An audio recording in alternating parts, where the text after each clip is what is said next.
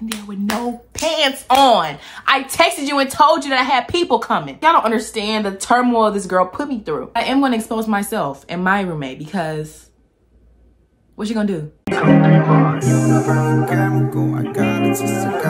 I done broke a sweat trying to fix this lighting. I don't know what else to do. I can't get rid of this shadow. I'm sorry. Hey y'all, welcome back. As I sit here in this empty room with nothing to wear because it's all being shipped to Houston because my moving day is tomorrow. I'm slowly starting to come to terms with the fact that summer is over. But that's okay, because it finally gives me an opportunity to record this video that I have been wanting to do literally since I started my YouTube channel last year. Like, something crazy would happen to me at college. I'm like, oh, I gotta write this down because, like, why didn't nobody tell me this? So here we are today on my last day of summer filming a freshman year survival guide for college. If you don't know who I am, hi, my name is Nadia. I'm a journalism major and marketing minor at the University of Houston, and I'm going into my second year of school there. I did some college classes in high school, which would technically put me in my junior year next semester, but as far as actual college, I just have last year at University of Houston under my belt. So that's what I'm gonna be giving you guys advice on today. I'm gonna separate this video into about 4 different parts, which would be the application / financials process, the move-in / adjusting process, the academic process, and then like social and more miscellaneous stuff. The fun stuff is going to be at the end. The first 2 are more black and white. I feel like it's stuff that a lot of people know, but the second 2 are more tailored to my personal experience. And overall, I think it just consists of a little bit more unique and interesting tips. In other words, the first boring 2 are going to be what gets you into college, and the second 2 are going to make sure you maximize your experience in college and make sure that you stay there, okay? I asked a few of my friends, some of which y'all may know from Instagram, TikTok, or even YouTube, some tips that they would give y'all. Honestly, that is super cool, and I'm so grateful that I got some responses because I have friends who not only live in different states and go to different schools, but they have different majors, they're different ages, different demographics. So overall, y'all are getting the most uniquely tailored experience for college, and that is like so cool. Y'all are getting a little bit of everything. I'm gonna put their ads on the screens if you guys are interested in following them or subscribing to them on YouTube, because you definitely should. I'm also gonna try to add timestamps in the video because I know that this video is probably gonna be long. Not everybody needs advice on every single aspect of college, right? So I'm gonna try to figure it out. Editor Nadia, she's just gonna have to struggle with that later because I really want y'all to be able to scroll through the video as y'all please. And one last thing before we get started. Obviously, all successful college students do not use the same strategies. Many people may disagree with my advice, and it definitely doesn't ensure that your freshman year of college is gonna be perfect. If anything, your freshman year should be used as a trial and error process to learn what works for you. And there's no better way to learn what not to do than through your mistakes. If anything, just make sure you're putting yourself first and being open to a new experience. So without further ado, let's get into number 1. If you're watching this video, you've probably already been accepted into the schools that you might want to go to, but just know the application process does not stop there. Actually, you will never stop applying for things. Your whole 4 years of college and beyond that, you're going to continue to apply for things, so just keep that in mind. Throughout the school year, you need to apply for any type of scholarships, financial aid, grants, anything that you can get, because the schools really do hand them out like hotcakes if you really pay attention and push them. The thousands of dollars that is detrimental to us is literally chump change to them. Press them people for their money, get your money, so you can get your education. You may have applied for a lot of scholarships your senior year, and I know I did, and it was an awful experience because everybody was applying for the same scholarships and literally nobody would win. So I will say, if you already know what college you're going to and you're enrolled, I would definitely check and make sure y'all have some type of scholarship or financial aid portal. I would definitely go to the scholarship portal and just apply for anything that is specific to your school and your demographics. University of Houston has a scholarship portal. Shortly after you enroll, you are eligible to apply for any of the scholarships. All you have to do is take this quiz, and it basically asks you small questions like your race, your religion, sexual orientation, anything like that. And it basically curates and generates a bunch of scholarships that the school approves, and you can basically apply for any of them. I really do like this process a lot more than what we had to do senior year because I feel like it weeds out the amount of people that are all applying for the same scholarship, and it just gives you a better chance at getting it. I honestly feel like they were scamming us in high school, like all girls apply for this scholarship and nobody would get it. Like I would never hear of any winner, like ever. Girl, they was scamming us. P.S. I am speaking from the heart, but I do have my notes. Like I said, like I took this very serious. So I have a little script. If y'all see me looking down or if there's a lot of cuts, it's because I'm reading. Can't speak for every school, but I do know a lot of schools have promises or some type of scholarship that you can do if you fit within a certain socioeconomic status. And depending on your financial status, you can get a certain number of grants or loans. I don't really touch loans if I don't have to, but that's a conversation for another day. And it basically acts as a 4-year scholarship. So for example, I am on the Cougar Promise at the University of Houston, and there are 3 qualifications. You have to fit within that certain bracket of financial status that I talked about. You have to have a 2.5 GPA or higher. We're gonna talk about how to maintain that GPA too, just wait. And you have to have at least 12 hours of classes each semester. I did not know about the Cougar Promise up until the end of my senior year, and that's when I tried to apply and see if I qualify for it, and thank God I found out about it. Because I wanna say the Cougar Promise covers almost like 3/4 of my tuition for the year, and it fluctuates. I think I gotta pay a little bit more this year because my housing is different, but still every penny counts, and this covers a big chunk of my tuition. So check and see if your school has a promise. Also, make sure you follow not only your college on Instagram, but your specific school on Instagram, because they're always posting scholarships, y'all. So for example, I go to the University of Houston, right? That's my college. But since I'm a communications major, my school is a school of communications, right? They have an Instagram. I've been following them since the beginning. They're constantly posting internships, jobs, opportunities, scholarships, whatever. The ones that are funded really well by the school are probably doing scholarships, and they're giving away thousands of dollars total. Like, seriously, follow those pages on Instagram. All right, we have our first friend comment, and this is about financials. Lord, whatever money you thought you had saved up is getting spent in the first month. In parentheses, I put, not her clocking my tea, because honestly, I'm still trying to come to terms with this myself. I didn't even make it to the first month of college because I was spending all my stuff on like school supplies, decorations, clothes, trying to be cute for school, didn't have no money. And then a little bit of money I did have left from working last summer, spent it on an AT's concert ticket, literally the first month of school. Wrong to you! No money. None. This year, I definitely think I did a lot better with savings. I was working since I touched back down. Y'all, I bought this Mac. All that money down the drain. I have no money.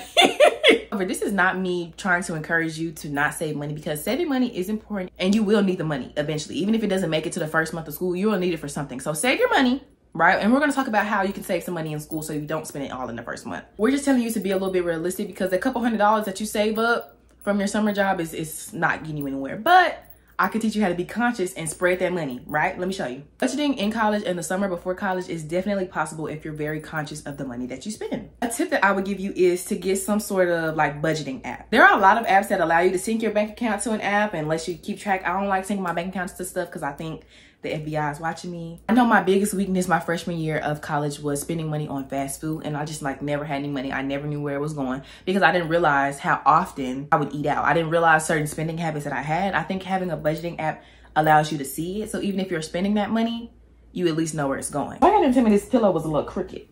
Or is it? I don't know. Anyways, the app that I use is called MB. This video is not sponsored. I feel like I did a perfect setup for a sponsorship. So if y'all want to sponsor me, let me know. You don't have to sync anything. I just put the amount of money that I had in the beginning of the school year in the top deposit part, right? And anytime I make a purchase over $10, I just subtract it, right? And I put in the bottom like what I spent it on, right? So like, if I went to Chipotle and I spent $14.45 on my bowl, and that's exactly how much it cost because I got one today. I put minus $14.45 Chipotle. And even if you're not keeping track specifically of the money and you want to keep track of like eating habits, let's say, I think it just really helps you be a little bit more conscious on where your money is going. Also, another way to save money is use them student discounts, y'all. Everywhere has a discount for college students, I promise you. I had a friend that didn't even know that Apple Music had the student discount. She was still paying $11 a month for music instead of $5.99. Like, that is insane. I also know that Target has a 20% off coupon for college students once every year. If you get a lot of your college essentials from Target like I do, I would definitely recommend just building up your cart on the Circle app, getting it all at once, and using that 20% off, because that takes a lot of money off. Friend comment number 2 says, this shit is a scam. Okay, on to the next section. Next up is the move-in process. And I want to preface this by saying this isn't a what you're going to need to move in. It's more of a how you can move in and adapt to living with a stranger. I'm not telling y'all what to pack and what to buy. Starting off strong, roommates. Roommates, y'all, roommates. Number 1 is don't move in with your best friend. Do not move in with your best friend. I feel like y'all hear this a lot, but I'm telling you again to put extra emphasis on it. Do not move in with your best friend. If you're coming straight from high school or straight from your hometown and moving to college with your best friend, y'all are already attached at the hip. And y'all are going to be each other's comfort zones when y'all get into college because y'all probably don't know anybody else. That being said, y'all are probably going to be spending a lot of time together off rip. At least up until y'all meet new people, which might be a minute if y'all are so attached to each other, spending all y'all time with each other, living with each other. It's going to be really hard for you guys to branch off and make new friends. It doesn't matter how much you love your friends. At the end of the day, you need somewhere to retreat without them. And if you're sharing a room with them, it's going to be very hard for you to find any peace of mind because, I mean, that's your friend, right? Y'all are always going to be social towards one another. Sometimes you just need to While you may like your best friend or your close friend as a friend, you do not know how it is living with them. You do not know them as a roommate. It is important to learn how a person lives before you make the conscious decision to live with them. I know my situation is kind of unique because I was actually sweet mates with a girl that I went to high school with, Jaya, who ended up being one of my very close friends the first year of college, but I promise you, we did not do that on purpose. We didn't even talk in high school. I think off rip, I would definitely not make the active decision to move in with Jaya, Haley, or Bree just because they're my friends. Like, I wouldn't do that off rip first year. We are living together next year, but we all have our own rooms. Now, if I come back to y'all next year and I'm like, do not live with your friends, then, you know. But I definitely would not advise moving in with your best friend if y'all are slipping shoulder to shoulder. It just never works out. I have never heard a positive outcome from it. Speaking of friend, we have friend comment number 3 from my girl, Haley. One thing I wish I knew was the importance of really looking into / getting to know your roomie. She went on to say how important it is to get to know the person you're sharing a living space with because she didn't know her roommate was 16 years old. Haley and I have both had our fair share of roommates, y'all. We have both had 2 roommates. Well, I technically had 3 roommates. We're gonna get into that. Anyways, both of our first roommates were absolutely not okay. And I'm not going to spill her beans because that's not my story to tell. I am going to expose myself and my roommate because what you gonna do? I have every right to tell y'all about my roommate story because this is a learning experience and I do not want y'all to end up how I ended up. Always set rules and boundaries with your roommates and suite mates the second y'all get to school. The day after I moved in, I kind of had everybody come together and we all sat down and talked about some of our personal preferences, pet peeves, everything like that, just to put it all on the table. Because the last thing that you want or the last thing that your roommate will want is them doing something that nobody told them that they couldn't do and you're just like, I don't want you doing that. It's just kind of annoying. You know, kids don't really like when other people their age try to tell them what to do. So I think that it's fair if we all come together and just sit down, tell each other, hey, you know, what should we leave the thermostat on? So everybody knows, keep the thermostat on 73 and don't touch the thermostat. It also just holds that person accountable because if they start doing something that you specifically told them in the beginning, like, hey, you know, I really don't like when you do that, it holds them accountable and they can't really start an argument over it because it's like, okay, you did tell me that. I'm sorry, right? It's that simple, right? No, it's not that simple. We want it to be that simple. And I hope it's that simple for y'all because it definitely was not that simple for me. I told myself I was gonna try to be nice, but y'all don't understand. Like, y'all don't understand the turmoil this girl put me through. I really don't care. She's gonna stay anonymous, you know, out of respect. I'm a respectful girl. But she don't like me anyway, and she don't have no social media, so she don't really have no trace of me. I really don't care. I knew off rip that it was gonna be an issue with my roommate because the second we were all setting boundaries, she didn't really care about anybody else's boundaries, but she was telling us all what we couldn't do, what we can't do. The boundary situation only works if y'all all follow through. Number 2, always have some type of physical chore chart. Hang it up on your door, your bathroom, your wall, your forehead. Everybody needs to see that chore chart. It needs to be somewhere everybody can see. I know a lot of suites freshman year, y'all probably won't get anything bigger than a couple sinks and a toilet and a tub. Check out my room tour if y'all haven't already. But it doesn't matter. It's going to need to be cleaned weekly. When your name is on that chore chart, it's your week to clean. She would try to go home for the weekend and, oh, it's your week now. It's your week. If you have something physical, it's just a lot easier to hold people accountable. Having something on paper or on board, it just lets you know, no, baby, it's the 18th. It's your day. Let me clarify. I'm not talking smack about the roommate that I had spring semester. This is my fall semester roommate. Y'all are also probably wondering, like, Nadia, if you're so prepared about everything for college, how were you not prepared when picking a roommate? Oh, let me tell you. I had my roommate picked out and we were perfect. We were so compatible. She ended up commuting last minute and I'm thinking to myself, like, okay, you know, that sucks. I hate that for her. But maybe I'll have my own room. No. Do y'all know they threw somebody in my room the week before move-in? I could not get a hold of her. I emailed her and she finally emailed me back once. We exchanged numbers. She did not text me.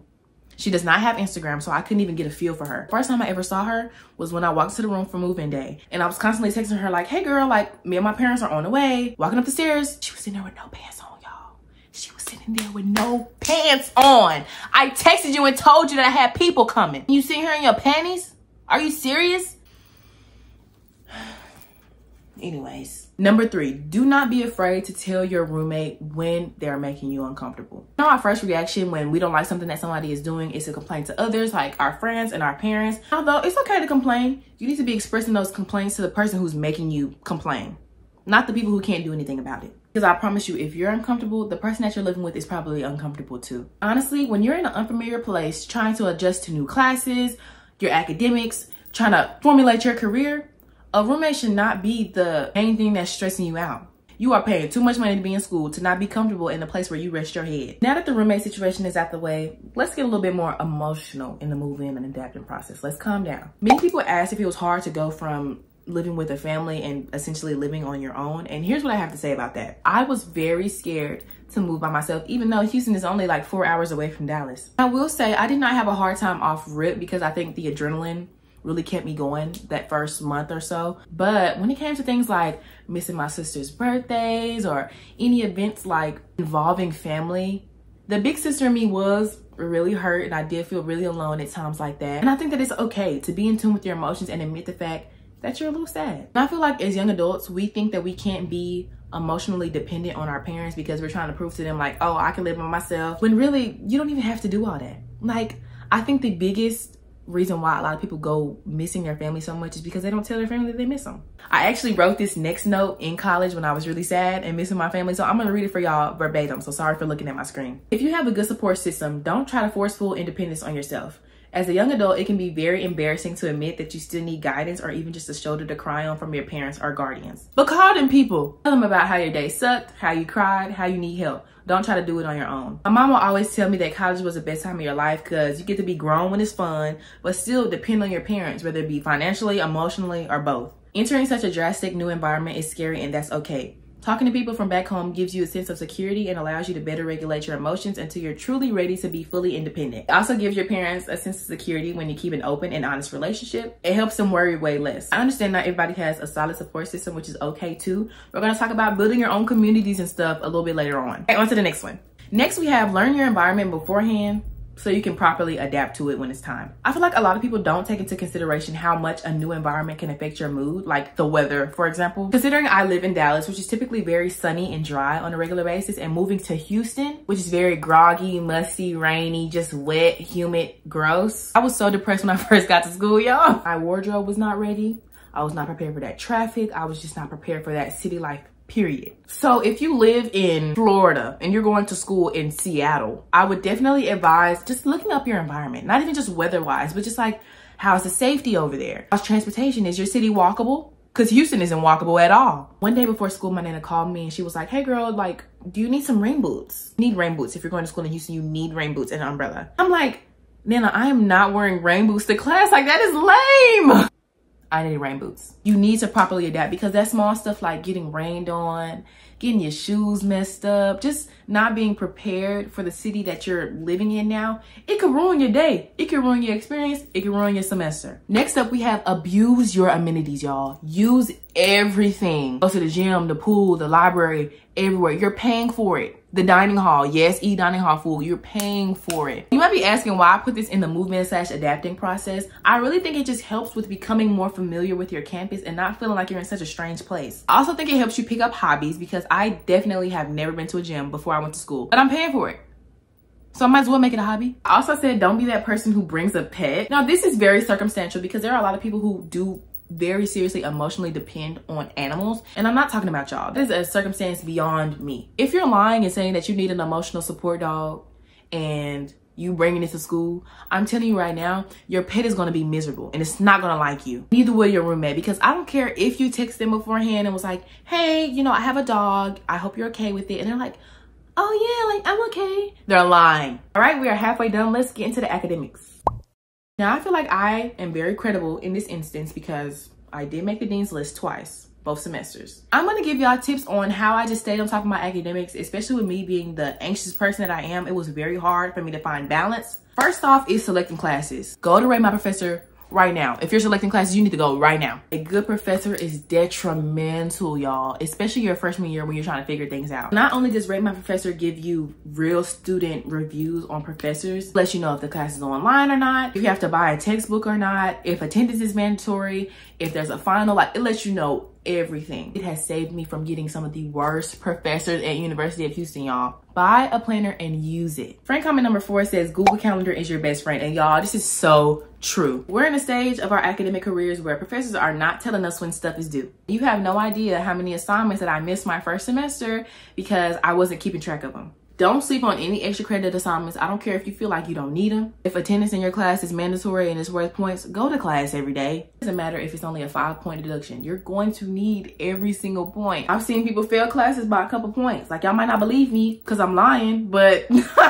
brand comment number 5 says, don't underestimate the weight that GPAs have on your future. College, your GPA matters a lot because it can be what gets you on the dean's list. It can be what qualifies you for certain scholarships. It can be what gets you certain internship opportunities, and it can be what gets you kicked out of school. Yes, C's and D's get degrees, but keeping a good GPA, getting on the dean's list and stuff, that's what gets you opportunities before you even walk across the stage. How do you use resources that the school provides, like clubs, study groups, and counseling? For the most part, signing up for stuff is as easy as it sounds. Organizations on campus do not get a lot of recognition. They just want people to show up. As far as stuff that the school itself actually provides, like clubs, counseling, there is no better way to find out about them than going and learning about them yourself. In the beginning of the school year, there's going to be a big event where all the clubs and all the resource centers are sitting in a big room, and they're going to try to get people to join their clubs. Go to those and learn about every single club that piques your interest. Even if you're not interested in joining and you just were kind of curious, just learn about them. Next up in academics, we have, you are not doing that work after that party. If you have an assignment due the day of an event, I would not only advise to do it before the event, but try to aim to do it like a day to 2 days before an event. It just feels so much better knowing that you can go out freely without trying to rush home before an assignment is due, because let's be honest, nobody is getting home before 11:59. Also, rushing to try to do your work just ruins the quality of any assignment that you're going to turn in. Number 6 says, it's okay to say not today to plans and stay in to complete your work and things. Even if you feel like it, you won't be missing out. Absolutely. It is okay to not want to go to something, even if it's not for education purposes, even if it's just because you want to stay home. College, there are a lot of parties in like the middle of the week, like on Wednesdays and Thursdays. And I had an 8 a.m. on Fridays, right? So I would go to these little parties and these little events and be out super late and then have to wake up at 7 a.m. and be miserable the next day. All because I didn't want to turn down hanging out with my friends. Next thing you know, one night out ruined a whole day of productivity for me. Like, speaking of having classes at 8 o'clock in the morning for no reason, this next tip is make a schedule that is perfect for you. People say avoid morning classes at all costs, but in all honesty, I'd rather have them. Now, I would never advise anybody have an 8 o'clock class ever. They are awful. With me being the person that I am, I definitely prefer having classes around 10:30, 11, and then I won't have any classes later than 2 o'clock. I just think that that's the perfect window for me. It gives me enough time to grab something to eat for breakfast. I have some time in between for like lunch, and then I might have one more class after that. It's perfect for me. There are going to be events on campus. Your friends are going to want to hang out during the day, and nothing is worse than missing something that you genuinely want to go to because you have a class at 6 o'clock in the afternoon. Yes, waking up early is not ideal, but it is so much better to wake up a little bit earlier than usual and still have the rest of your night to yourself than waking up and just waiting around for class and feeling like you can't do anything during the day because you're just waiting to go to class. But if you sleep in and you don't wake up until 3 p.m., then it might be best that you have classes at 4 or 5 o'clock. So it's just important to not necessarily take advice on people's schedules because everybody's sleep schedules are different, everybody's productivity levels are different, so it's up to you. Just figure out what's best for you. All right, on to the next one.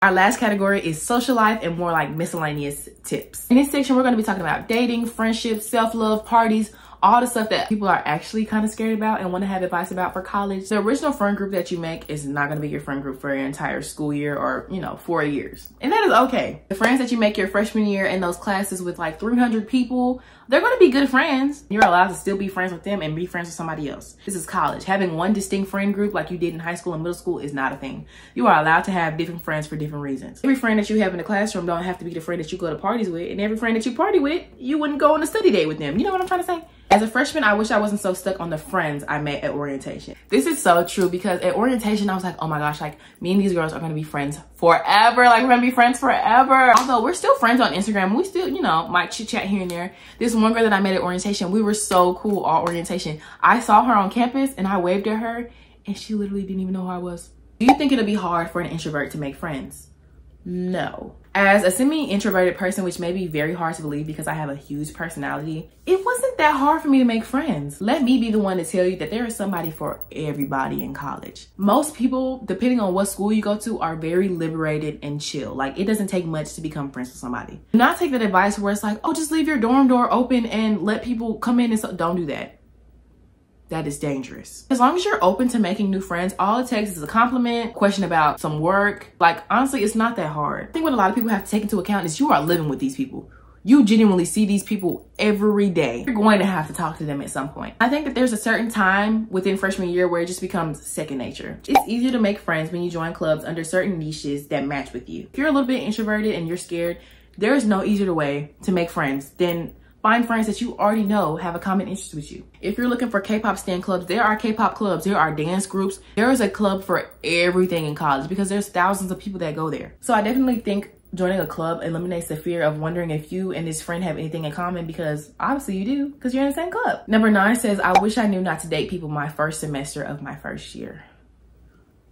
Y'all, do not date. Oh my gosh. I'm not gonna be one of those people that tell you to break up with your high school sweetheart your college year, because that whole, oh, I'm breaking up with you for the college experience, that's, you know, everybody's not like that. However, I will say a lot of people on like social media or on YouTube or whatever say, don't date and stay celibate for at least 2 to 3 months. Because as soon as you get to school, everybody's so excited because they're alone, they have their own room. Hormones, pheromones, testosterones, liberones. There comes a point in time where you just have to be realistic with yourself and think, this is the first time a lot of these people have been by themselves. Right off rip, it's just awkward because, like I said, you're living with these people. Everybody's very emotionally vulnerable and all over the place. Number 10 says, don't lose yourself in a new environment and be careful who you let yourself close to. As I said earlier, I think the second that we get to college, we're very emotionally vulnerable. It makes us want to connect with other people immediately and tell them everything about us, because we're searching to fill this void of, oh my gosh, like I'm alone, I'm by myself, I don't have my family, I don't have my close friends, I need to depend on someone. And while that might be okay in certain instances, a lot of the times it is not healthy right off rip. I think that being in that emotionally vulnerable state makes it really easy to make good friends, but it makes it really easy to make bad friends too. So I think you just have to be very hyper aware of the people that you surround yourself with, because they do not have your best intentions in mind. I also think that this tip was trying to say, don't allow the environment around you to change who you are. You shouldn't try to become something that you aren't just because you're in a new space. Number 11 says, trust your intuition no matter what. This goes for every aspect of your college life. You're gonna be surrounded by people who aren't reliable and try to convince you that you're crazy for believing certain things or not trusting a certain person and stuff like that. I promise you, there's gonna be instances where in the long run, you're right. And you're gonna be so glad that you trusted your gut. Next up, we have buy pre-sales for parties. This is important. It ain't like high school where it's real cheap to get into parties. Parties be 20, 30, 40. Don't be one of those people that's like, oh, we'll just pay at the door. No. Especially during those big weeks like Spring Fest or homecoming and stuff like that, just buy the pre-sales. Being mad, could you spend $35,000? Speaking of like parties and events, go to all events early. Fashionably late is not a thing. It does not exist. Because if something is at full capacity, they're not letting you in. Even for like school events too. Any event where they're giving away free stuff, it's gonna take you an hour to get in. Also, you don't need as many pairs of shoes as you think you do. For one, a lot of people just wear the same pairs of comfier shoes to class. And if you're like, well, like what about like parties and stuff like that? You wanna bring your nice shoes to a party? Look at my shoes. My whole foot got submerged in mud and I had to pull it out like this. Definitely do not wear your nice shoes to parties, y'all. You might need to wear some rain boots. Make a life 360 for your friend group, for sure. If you go to a school that's not necessarily in a college town, it can get very dangerous, and it's very important to know where your friends are at all times. The last tip that I have for y'all is love and respect the new you, physically and mentally, because literally nobody else will if you don't. I saved this one for last because it's kind of a touchy subject for me. I know that people joke about like, oh, freshman 15, like I don't want to gain freshman 15 or whatever. I just want y'all to know that while it is okay to want to seek change and, you know, maintain a healthy body, it is also okay for your body to change and come to terms with that. And it's okay. I told y'all that I picked up working out and stuff like that. And at first when I was going, it was solely because like, oh, I have to be skinny. Like, I don't like the way that I'm gaining. I don't like the way that I look. But this is your adult body. It's going to fluctuate. If you catch yourself falling behind in times like this where there's just so much going on,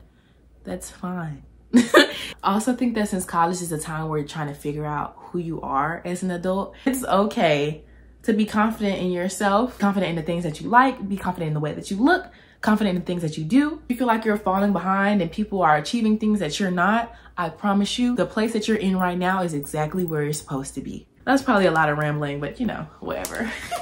All right, y'all, we are done. There's gonna be stuff that I feel like I missed out on or forgot to say, and y'all might have questions, and I am down to answer them. I will make another one of these like this. Don't forget that this advice will not apply to everyone. It might not work for everyone, but it's just some things that I wanted to share with you guys, and I'm extremely grateful if you made it this far, or if you just tuned in general and skipped to the end, whatever. If you like this video, make sure to like, comment, subscribe, and follow me on Instagram so you can always be updated on what I'm posting next. I love y'all, and I'll see y'all in the next one. Bye.